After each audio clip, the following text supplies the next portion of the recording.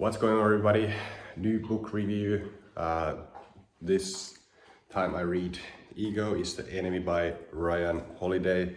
Do this video a little bit differently today, just kind of walking back and forth here a little bit. My camera actually suddenly just broke down, so I'm looking for new one soon. But yeah, anyways, Ryan Holiday is one of my favorite. I'm filming this on my phone, so hopefully this audio and everything is good enough. But yeah, Ryan Holiday is one of my favorite authors. I've not read all of his books, but I've read Ego is the Enemy, obviously this one, then Obstacle is the Way, The Daily Stoic, which I also liked, which is like a book you read every day a little bit, like a little meditation for the day. And then I read also Growth Hacker Marketing, it's a little bit different. I like the philosophy books better that he writes. Thinking of reading Stillness is the Key. Next, but yeah, really enjoyed reading this book. Kind of relevant also. I hope I would have read this book a little bit earlier. I think this would have been much more helpful to a younger version of myself. But yeah, we all have ego, some sort of ego usually that comes in the way, that is the enemy, and prevents us from really doing the most meaningful work and making the biggest impact and even succeeding the biggest, because he has a lot of examples of very widely successful people or who had all the opportunity, all the requirements for massive success, but their ego really just destroyed everything. So as usual, I'm just kind of summarizing this. I really just finished this yesterday.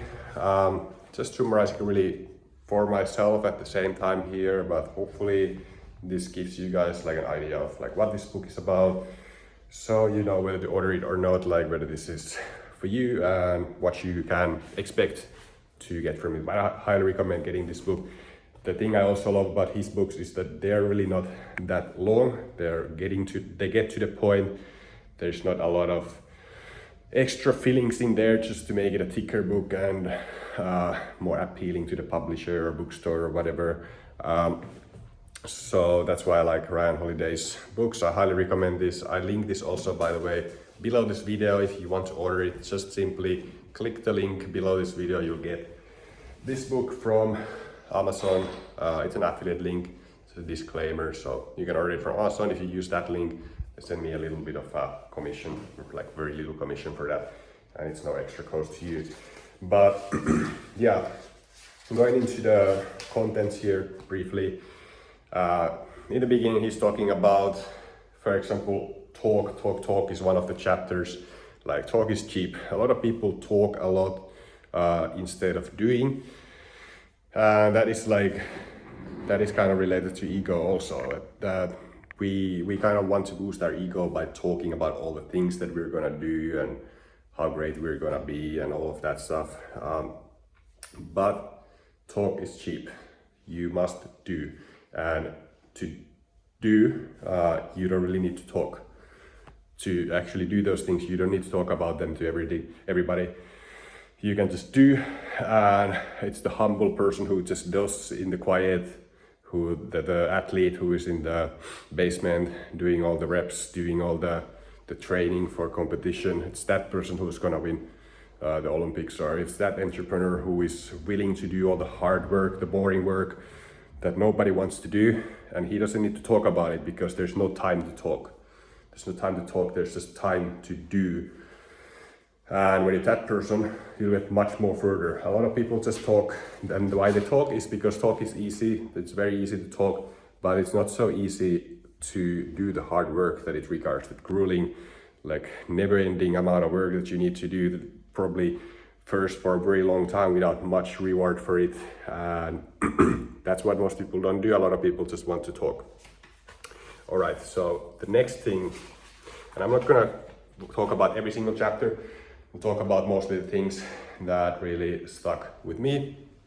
Second thing I would say is, I like the chapter Become a Student. He talking about the guitarist of Metallica Kirk Hammett or Hamlet, I forget how to say his surname. Anyways, I listen to a lot of heavy metal these days when at the gym. So I like that example of Metallica. They fired the guitarist, the other guitarist, I don't remember his name. And later on, by the way, that was also a good example of what ego can do to people. They fired that guitarist, and for like decades after, he was so bitter and resentful about them taking another guitarist and firing him that it really just haunted him and kind of ruined his whole life. And if you don't know, that guy, by the way, is who later went to start Megadeth, and Megadeth is also a really successful band, also heavy metal band, and he got all the fame and wealth and everything he could probably want, but just because he couldn't continue with Metallica, and that's then because in his eyes they betrayed him. I don't really know the full story, like how that went, but I watched some documentary a little bit actually about it, and of course it's painful because Metallica went on to be so much more successful than Megadeth. And I do know some people were like making fun of him and everything, like yelling like Metallica when they saw him, not Megadeth. But the example of becoming a student was actually the new guitarist Kirk. Is it Kirk? I forgot the surname, how you're supposed to say it. But anyways, he didn't just take it for granted that, okay, I'm gonna play for Metallica. They already fired one guy, so he wanted to make sure that he's actually studying. He had a mentor for playing guitar, and he became arguably one of the best guitarists in the world. And that's because he just put in the practice. He didn't take anything for granted. He went to become a student and to learn from someone else. He didn't think that he's already so great that he cannot learn anything from a teacher. So I like that point. Next up, yeah, well, he talks about a lot about like, again, just doing the work. You don't need to talk about it, just do the work. There's a lot of work that needs to be done, and you just need to stay humble and just do the work. And by the way, this is like broken in 3 parts. There's part 1, which is like aspire, when you're just starting out on your journey to success, and then there's the success, then there's failure also in the end, like inevitably, usually some kind of failure follows success. There's gonna be some adversity, and he talks about that also. But on the success part, holding this phone on my hand and trying to read this book is a bit complicated. But anyways, part 2, success. So, well, always stay a student was one of the chapters here. Yeah, then there was a lot of examples of like these, or was it in the next part, the failure part, where he talked about like a lot of the how ego drives people from success to like rock bottom, basically into a hole. Entitlement, control, and paranoia, managing yourself. Well, yeah, I like the chapter where he talks about like managing yourself. I cannot recall all of these examples of these companies and individuals on the top of my head. I've just read this book once. These are not all like familiar stories to me. But managing yourself was one of the things that he really emphasized, is that if you don't know how to manage yourself and you don't have discipline, you don't have organization skills and so forth, it doesn't matter the opportunities you're presented with, the money you have and everything. Like if you don't know how to manage a company, I mean yourself, then you cannot manage a company also. People will like be all over the place if you don't have any organization or discipline or anything in place. That was one example of a car company that failed. I completely forgot the name of the person, the car company. Then I also liked really a lot this meditate on the immensity chapter, where like if you really want to get rid of your ego and like really humble yourself, go into nature, go into somewhere, like walk on a beach in the evening when the sun has set. You see the stars in the sky, you hear those very loud waves, the ocean just continues on infinitely, or not really infinitely, but to your view you cannot see the end of the ocean. It's the huge ocean. And think about how just small you are. You're just a one individual, one human being in this huge rock that spins in space, and you look at the stars and you see how vast this universe is. And if you still have a sense of ego in that, that would be ridiculous, because you realize how small and insignificant you really are. On the other hand, you still can like feel great about the fact that you are part of something big. You're not the universe, but you are actually part of the universe. It's actually all of this is just one. We're actually connected to the universe. It's very, like, I think, egoistic or self-centered to think that you're not part of the universe, that you're something special, some special individual. You're really just part of the universe. And that actually, in a sense, actually makes you something significant, because you are in a sense the universe, or you're part of the universe. You have to also remember how long the universe has already been around and you haven't, and which is going to be around longer, the universe.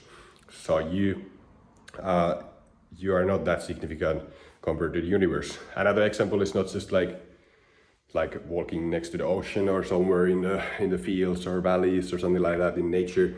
Think about also like if you go to some countries where you can go to some of the temples or some of those really old buildings and architecture, it will make you realize people have lived before you for ages, centuries. People have lived before you, and we all die. So you realize that you just have this small amount of time really here on this planet, and like you don't have so much impact on the whole. Sure, like it's interesting to think how connected we are still to some things that happened even like before the 1900s. Yeah, we got to understand there's this huge universe, and we're just a really small part of it. We're here for a limited time, and if you still feel a sense of ego in that, that's strange, because you will not feel any sense of ego. But when you're busy you have the Google Calendar, you have the schedule, you have the business meetings, you're meeting with customers, you're meeting with like big businessmen or something like that, and you think about all of that, then in that busyness you can really start to like develop this sense of ego and status and everything. But we are all just human beings in the end, really. Okay, a little bit rambling on that point. So then part 3 was failure.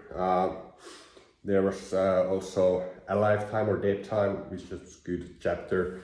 Talked about Malcolm X and how he actually was a criminal before. Then he spent about like 7 or 10 years or something in jail.